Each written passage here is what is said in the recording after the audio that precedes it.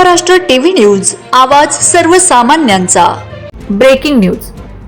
बोरमाळा येथे अवैध देशी दारू विक्रेत्यांवर पोलिसांची धाड। पाथरी पोलीस स्टेशन अंतर्गत येणाऱ्या बोरमाळा गावात अवैध देशी दारू विक्री करणाऱ्यांवर पोलिसांनी शनिवारी धाड टाकून कारवाई केली।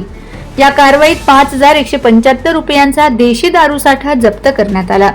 मिळालेल्या माहितीनुसार बोरमाळा येथील देवेंद्र उर्फ देवा प्रभाकर लोणारे वय 34 व अमोल पांडुरंग मेश्राम वय 42 राहणार बोरमाळा हे दोघे बोरमाळा ते विहिरगाव रोडवरील कोंबड्यांच्या शेडमध्ये अवैधरित्या देशी दारूची विक्री करत होते।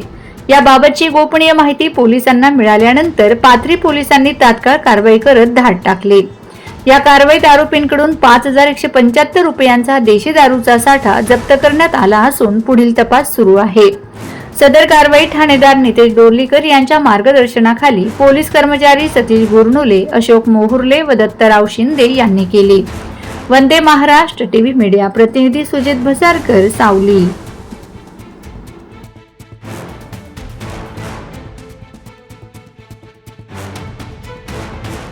वंदे महाराष्ट्र टीव्ही न्यूज, आवाज सर्वसामान्यांचा।